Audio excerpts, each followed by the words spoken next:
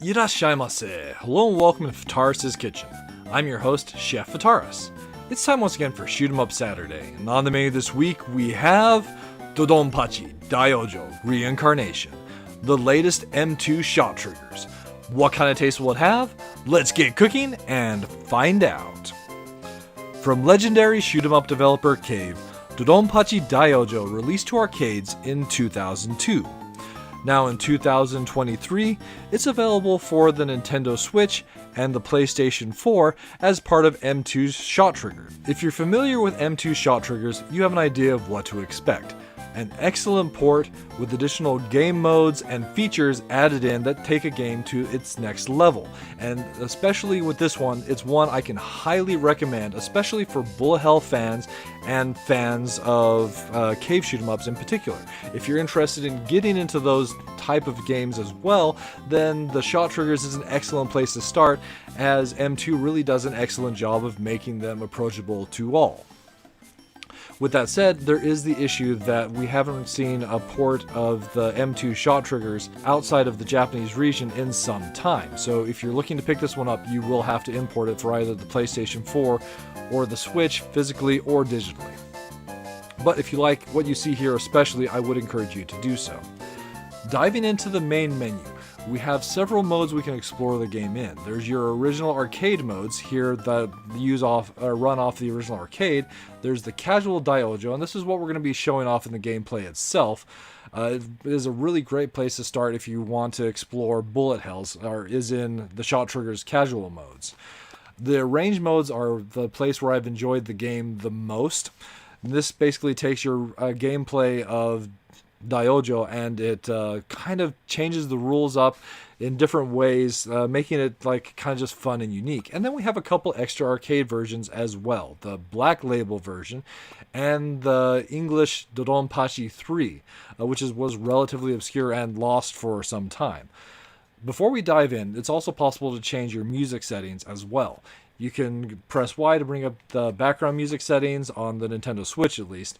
We've got the arcade stereo, which is the 2023 version. So the original arcade hardware did not support stereo, so that's why we have this newer version. And there's also an arranged soundtrack as well, so you can pick whichever flavor you're interested in most. For our purposes, we'll be showing off the new stereo version. Starting the gameplay, it loads up the emulation for your particular arcade variant of choice. And before we dive into the gameplay itself, just take a quick moment to look into what they're called is M2 gadgets on the left side of the screen and also the right. So on the right side, we're going to see a stage map or information about mini bosses or bosses that we're fighting, and the left has all sorts of information about your ship levels, the number of bombs, player stock, information about the hyper gauge, which we'll get to in a little bit, the dynamic difficulty, the ranking system, and scoring information as well. It's really some great stuff to have. It's not quite as necessary in this particular title as it is in some of the other shot triggers, but it's great to go and see all that information as well. For our purposes, we will be showing off the game as a co-op title, as it does support 2 players simultaneous. So it does act like your standard arcade emulator. We do have to put credits into the machine. Once we do so, pressing start takes us to the selection. So here we have 2 ships we can choose between, the Type A and the Type B. The primary difference between them, Type A is a straight shot, Type B is a wide shot. Once you select your fighter, we have the option to select one of 3 dolls. And each one kind of increases the shot's strength of one particular element. So we have one that powers up our shots, one that powers up our lasers, and one that powers up both but has fewer bombs. So I'll take the laser. Player 2 is going to go with the one that powers up both shots. And off we go into stage 1. I do love a nice launch sequence like that. We're dropped right into the gameplay itself. And as far as the gameplay, if you've played other cave shoot 'em ups, you have an idea of what might be here. So we've got our primary shot, and one thing that's nice is we have an auto shot available, so if you hold that down, you just get a rapid fire. But if you hold down your normal shot button, that becomes a laser. And that laser also activates your focus movement, so basically some slower movement, making it easier to dodge around enemy bullets. In addition to our shot and our laser, we also have bombs as well. In certain game modes throughout the shot triggers release, we do have auto bomb turned on, and in the casual let's see mode as well, that's like definitely present here. And as far as the basic mechanics, that's what we have. There's also one other type of attack that we'll be obtaining here a little bit later on in the game. It's you can get hypers in the first stage, but you'll likely start seeing those from the end of the first stage onward.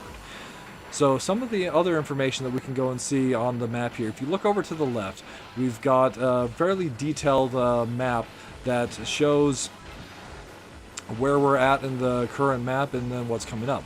One of the neat things is that, and that's being displayed on that map as well, is in every single stage there's these 10 bees that act as your special bonuses, and they serve some other purposes as well.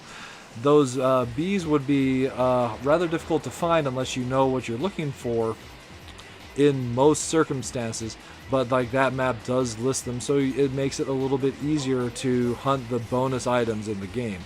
If you're playing in like the normal arcade mode, they are a little bit hard to obtain, as you do have to use your regular shot to unveil them and then your laser shot to ultimately make them obtainable. So once you finish a boss, you do get a score based off of the number of hits on the boss, as well as the bonus items you've picked up from the stage, or more specifically the current life that you're on, and we move on to the next stage. So by default, DoDonPachi DaiOuJou is a little on the shorter side at just 5 stages, but one of the things that's like neat about it is if you challenge yourself with this game enough and obtain enough skill with it, it's possible to make it to the second loop, where like the scoring opportunities are off the charts, but it's also extremely difficult to get to that second loop. So you need to obtain on a 1cc, so one continue like run, you need to obtain one of 3 like possible criteria.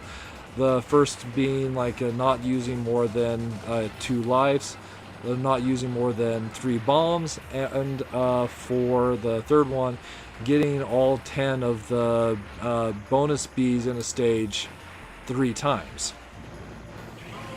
Basically giving you that ×2 like a bonus bee at the end of the stage. So all relatively like difficult challenges to obtain, but that's one of the things I feel does make this game really interesting, is just like that challenge that you have available. Not that I've been able to even come anywhere close to obtaining that, but still, it's something that is truly like a goal worth trying to get. So in the second stage itself, we find ourselves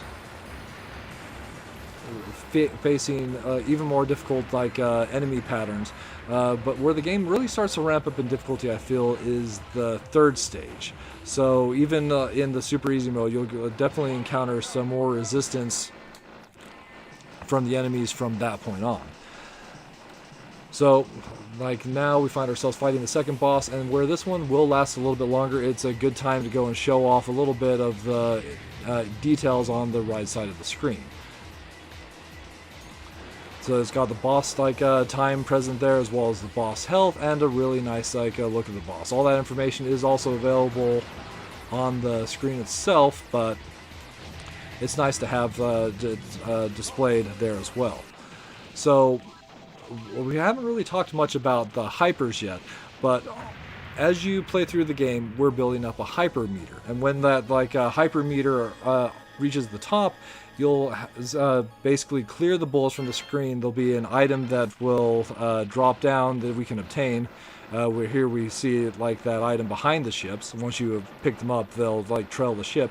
And now instead of activating our bomb, when we hit the bomb button, it would activate the hyper, which is a powered up version of whichever shot you're using, either your primary shot or your laser shot.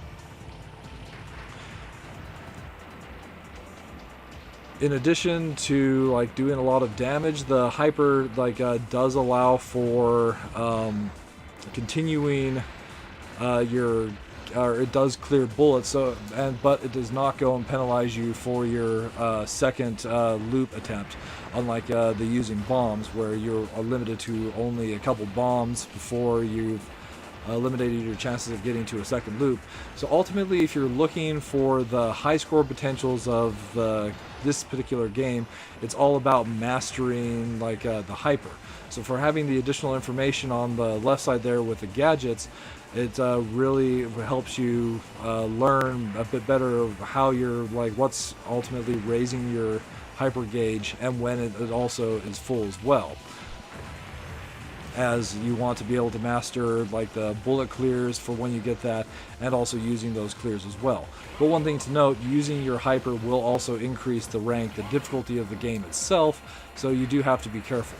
If you're using the lesser versions of the hyper, since you can actually store up 5 hyper items, and for a super hyper, it's better from a strategy standpoint to maybe use more weaker ones than it is to go and use a really powerful one, as you'll raise the difficulty that much more if you use a level 5.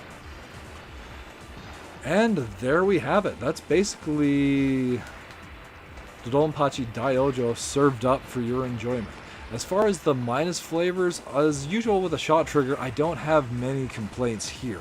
One thing to go and keep in mind is that you're going into a cave shoot 'em up and it's going to be extremely difficult. So complaining about the difficulty doesn't make a whole lot of sense. However, one thing that for certain shot triggers, and this one is among them, I kind of feel like the UI is a little bit clunky. Both getting to the menu and going back and forth just doesn't feel very intuitive, and I kind of wish it was just a smoother overall experience jumping from one game mode to another. But on the plus flavors, the extra content here is just phenomenal. You've got all the arranged modes, you've got the casual mode, the other various arcade versions, as well as the challenges. Really, if you're looking to dive into and master DoDonPachi DaiOuJou, the arcade versions, then this is a great way to do it. And as far as the gameplay itself, even all these years on, Cave really does manage to deliver an excellent experience with their shoot 'em ups.